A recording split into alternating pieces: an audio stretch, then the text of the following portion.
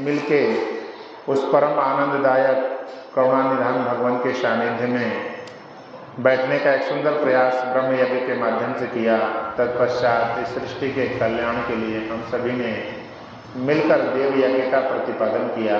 अब हम सब अपने ज्ञान की वृद्धि के लिए परमपिता परमात्मा द्वारा प्राप्त वेद के अमृत ज्ञान से हम सभी अपने आप को सिंचित करेंगे। आपके समक्ष यजुर्वेद के 20वें अध्याय का 77वां मंत्र है, जिसे आप ध्यानपूर्वक सुने और समझने का प्रयास करें। ओम पुत्रमिव पितरावश्विनो भेन्द्रावधु कावेद्रसनाभिः यत सुरामं व्यापिमं सचिभिः सरस्वती त्वामघवन् भीषण। इस मंत्र में उपमा अलंकार है। इसके भावार्थ में ऋषि ज्ञान लिखते हैं, जैसे माता पिता अपने संतानों की रक्षा करके सदा बढ़ावें, वैसे अध्यापक और उपदेशक शिष्य की रक्षा करके विद्या से बढ़ावें।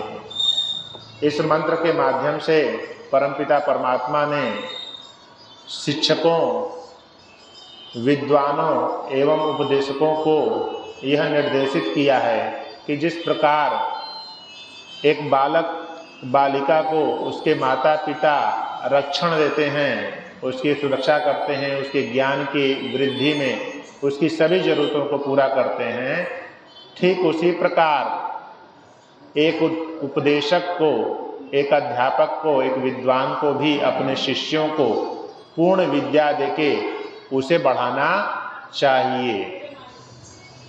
अब हम लोग निरंतर देख रहे हैं कि वैदिक मंत्रों को पिछले कई सालों से हम लोग पढ़ रहे हैं, और आप देख रहे होंगे कि विद्या मुख्य रूप से मनुष्यों के लिए कितना आवश्यक है। अगर ये आवश्यक नहीं होता तो परमात्मा इसे वेद के रूप में हमें देता नहीं। और वेद के अंदर बार बार विद्या प्राप्ति के लिए पुरुषार्थ की बात कही गई है। माता पिता को भी निर्देशित किया गया है कि अपने पुत्रों को, पुत्रियों को विद्या से सुशोभित करे। अध्यापक, उपदेशक, विद्वान, ऐसे सभी लोगों को ये निर्देशित किया गया है कि वो विद्या को बढ़ावें। इससे यह सिद्ध होता है कि विद्या मनुष्य समाज के लिए कितना आवश्यक है। बिना विद्या के हम पशु के समान हो जाएंगे। बल्कि पशुओं में भी देखेंगे तो नैसर्गिक विद्या उनके पास है।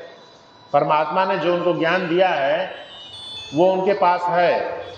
वो उतना काम कर लेते हैं जितना उनको आवश्यकता है। सूझबूझ भी उनके अंदर है, आप ध्यान देंगे तो। लेकिन मनुष्य चूंकि विशेष है और कुछ विशेष चीज़ों का सृजन भी कर पाता है। जैसे कई प्रकार के यंत्रों का आविष्कार मनुष्य करता है, जानवर नहीं कर पाता है। जानवर उतने ही ज्ञान का प्रयोग करता है जो परमात्मा ने उसे दिया है। लेकिन परमात्मा ने मनुष्य को अतिरिक्त ज्ञान भी दिया है, जिसको प्राप्त करके वो अपने सुख और आनंद और सृष्टि के कल्याण के लिए विभिन्न प्रकार की यंत्रों का आविष्कार करके अपनी सुविधाओं को बढ़ा सकता है, अपने सुख को बढ़ा सकता है, एक दूसरे का सहयोग कर सकता है। तो इन सारी बातों को हमें समझना चाहिए। इसको समझने के लिए वेदों का पढ़ना नितांत आवश्यक है। और वेदों के विषय में जानने के लिए ग्रंथ ऋषिजान ने लिखा है भूमिका के रूप में, जिसका नाम है ऋग वेद आदि भाष्य भूमिका। उसमें चारों वेदों में क्या क्या है इस विषय पर विस्तृत व्याख्या किया स्वामी दान ने। जो लोग वेदों के विषय को जानना चाहते हैं उनको चाहिए कि ऋग वेद आदि भाष्य भूमिका को पढ़ें। और जो सत्य को जानना चाहते हैं पूरी तरह से, वो सत्यार्थ प्रकाश को पढ़ें। उनको पढ़ने से ये समझ में आ जाएगा कि संसार के अंदर क्या सत्य है, सही है, धर्म है, क्या अधर्म है, अज्ञान है। इसका मौलिक ज्ञान शास्त्र सम्मत और विवेक सम्मत और वैज्ञानिक सम्मत ऋषि दयानंद ने दिया हुआ है। तो ऐसे अमूल्य ग्रंथों को अगर हम अध्ययन नहीं करते हैं तो निश्चित रूप से हम सभी का जीवन भी व्यर्थ है। कोई फायदा नहीं है मनुष्य शरीर प्राप्त करने का। मनुष्य शरीर प्राप्त करने का एक सुंदर अवसर परमात्मा ने दिया है हमें कि हम अपने को भी साबित करें कि हम भी कुछ हैं। अगर हम यह करने में निष्फल हैं तो कोई औचित्य नहीं रह गया फिर शरीर को प्राप्त करने का। इन्हीं विचारों के साथ आज का यह यज्ञ और यह वैदिक विचार पूर्ण होता है। आप सभी को नमस्ते, धन्यवाद।